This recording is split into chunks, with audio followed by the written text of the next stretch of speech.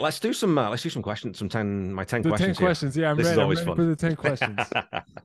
Okay, so again, arm up your back. If you have to absolutely pick one, what is your favorite Tom Petty album? I think it's the first one. Okay.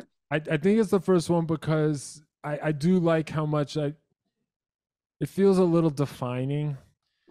I mean, I like it for the like sort of fake reasons or like non-musical reasons. Like I Okay. like the cover and how much the logo is there. I do love the Tom Petty Heartbreakers logo with the heart and the Yeah. flying V guitar. Um, I like that logo, and I feel like the first record and the leather jacket. The first record to me, there's still a little bit like the vulnerability's there, but he's also trying to be tough, and the expression on his face on the cover, he's like a little bit at war with the vulnerability as Yeah. vulnerable as he is. And I like that tension, and I like that it ends with American Girl. I think Yeah. that Track closing 10. with that Yeah. is like that's like an album statement. The fact that it ends there and that the whole album is sort of like a trip to get there, and then when you Right. get there and then there's no more information after that, I think that's a cool move. So I for the sake of having an answer, I'm going to say the first album. Awesome, man. I think you are I think maybe one of the persons picked the first album, but it's not common. So, Wow. Okay. okay, number two, Mudcrutch or the Traveling Wilburys. I'm picking Mudcrutch, Okay. but it's um but this is really kind of just because I feel like the Wilburys lose it, I think. Okay. And the reason I How think do you mean? like I feel like the Traveling Wilburys, there's so much talent in that band Right. that it's like, It's like stacking the deck almost, right? It's yeah, I just just cheating. feel like as like I think they're fine, but there's Okay. so much talent in that band that they're supposed to be better than fine. And so I Okay. feel like it's like if you played basketball with Michael Jordan and he won, but you did not get shut out, that's the same as you winning. Right. You know what I'm saying? Like you should not be able to score any points against Michael Oh man. Jordan. So if he Okay. beats you with like 20-2, you won because it should be 20-0 because it's Michael Right. Jordan, right? So you put all those guys in one Oh man. band.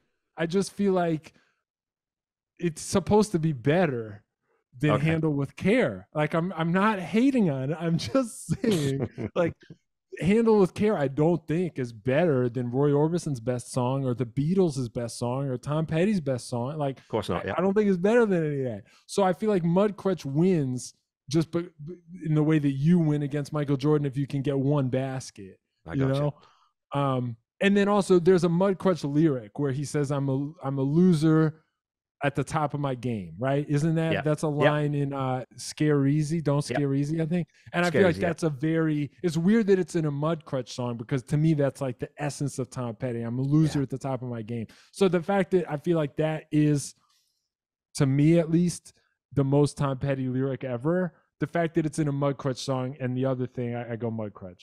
Yeah. Well, just again, I've talked about this with lots of people. What a move to reform Mudcrutch, where not only does he not have to do that financially, actually probably it's financially a bad investment because now he's not going out and touring as the Heartbreakers, but to do that for the pure love of performing with people he grew up with friends, and just to do something different and challenge himself. There's not. I don't know if I can think of another artist who would have done something like that or who has done that at the Petty level. Yeah, I Super cool. agree. Although I feel like the Heartbreakers and Tom Petty without the Heartbreakers and Mudcrutch are not wildly different.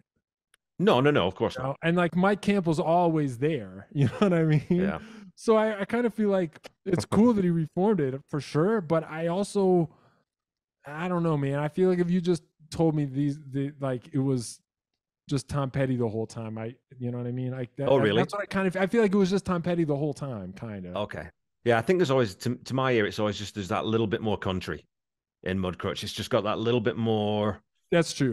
sort of country grease to it, or That's whatever true. it is that Tom Ledden brings in and whatnot. But Okay, so I agree. So if you could join the Heartbreakers on stage for one song, what would it be, and what would you play / sing? And I'm gonna put a caveat on this. I'm gonna say you can't pick Listen to Her Heart. Listen to Her Heart. Yeah, Yeah. I figured that was. I figured that would be an annoying answer. I mean, if it's not tacky for me to say that I would sing, then I would sing, and I would sing "Don't Do Me Like That." Oh, nice. That's the other song that I just feel like I can do. I can't do it as well as Tom Petty can do it, but I can sing "Don't Do Me Like That." Like if that's my karaoke go to when I'm with other people. Sweet. If I go to karaoke and I sing "Don't Do Me Like That," people think like, yeah, that guy should be singing that song. You know what I mean? That's awesome. He picked the right song for his voice, so that's my answer. Great staccato delivery on that too. Hey, the way he punches the syllables out on that song again, so different to us. It's so cool. Yeah, and then I was talking with a friend of mine. I said, "A woman up in his prime." It's just like it's fast. It's really rapid fire. Yeah. You know, it's super cool. And you better watch your step. It's just like. When again, he's got that weird thing where I talk about this lots on the podcast as I go through each song. It's the way he bends vowels. Like it again, like you said, singing a song, you can sing the notes, but to get that phrasing and intonation that he puts into every single syllable, that's trickier. So, as you say, you shouldn't try and do that. You should try and sing it yourself because you're on a hard into nothing if you try to sing it like Petty. So, exactly. Okay, question 4: who would be your dream opening act at a Tom Petty and the Heartbreakers concert? I would like to see Angel Olsen open for Tom Petty and the Heartbreakers. She's doing well, so I don't even know if she needs to. Like, I'm not sure what her numbers are. It's maybe now. I'm not trying to say like she is not a headliner. I'm not trying to diss Angel Olsen and say she's not a headliner. But I do feel like I would just like seeing a bill that has Angel Olsen and then Tom Petty and the Heartbreakers. I feel like she is in touch with a very similar. It's like kind of country, but it's not stuck in country. Right. And emotionally, I feel like she's in touch with a sort of feminine version of that kind of like unself-pitying misery. I just feel like she's painting with some of her versions of some of the same colors. Okay. I am not aware of her. You should look up if you like Tom Petty, look up the song High Five by Angel Olsen. You're gonna be like, oh yeah, this is a no-brainer. I'm gonna write that down. This is the other good thing about talking to musos is I get hipped onto all sorts of different artists, right? When I'm talking to them. So, yeah. Angel Olsen, okay, cool. Well, I mean, yeah, you don't have to pick, it doesn't have to be someone who you don't think should be an opener. Because when I did this, I just did the questions myself for my 100th episode with my friend. Cool. And I just totally hacked this. I went with Jackson Browne, Billy Idol, and Foo Fighters. Those were my three. So I was doing a festival approach. I had the Heartbreakers come on for one song with each band. So I was like, cool. I'm totally invested in this. Yeah. Who's your favorite band member if you have one other than Tom? It's the keyboardist, Benmont Tench. That's right. Yeah. That's right. And I'll tell you why. Because I mean, one, I know Mike Campbell is good, but I just feel like I'm assuming everyone says Mike Campbell, right? I just feel like I want there to be a not Mike Campbell answer for this question. So the reason I'm giving it to Benmont Tench is because I do admire the way he was able to use synthesizers without having it be corny on You Got Lucky. Yeah. I think that song does not sound dated. I think the synthesizers are moody and cool. They don't sound cheesy. And I think it's very hard for a 70s band, especially a 70s band that was still basically sounds like a live band. Like the Heartbreakers were never very produced. Yeah. Right? It was like the synthesizer stuff on Southern Accents is like the most produced they ever got. And then Full Moon Fever is produced in a sort of Jeff Lynne way. That got kind of producery. But up to You Got Lucky, they were still very much like the record is just going to sound like the band playing their set. Yeah. And for many 70s bands to then go from playing like the keyboard instruments of the 70s to the synthesizers of the 80s, you really had to be sharp to not get sucked into like trendy, corny bullshit that would sound dated very quickly. And I think he avoided that. That song does not sound trendy or dated to me now.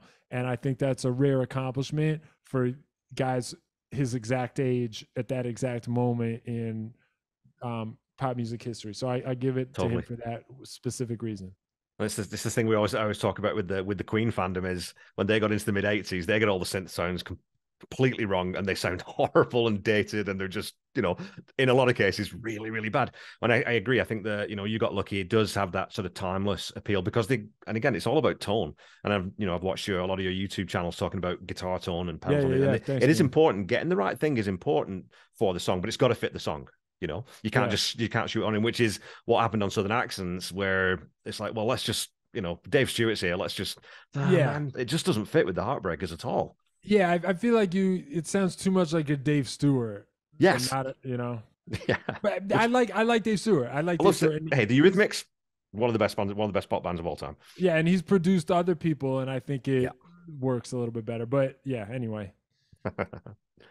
Okay, so if you could go to see any Tom Petty concert from history, actually, I didn't ask you, did you ever see him live? I never did. No, I didn't either, which is again another knife in the heart. But so, if any concert from history, which one would you go to if you had the time machine? I don't know what the specific concert would be, but my favorite live footage of him is the stuff on YouTube of when he did the Old Grey Whistle test.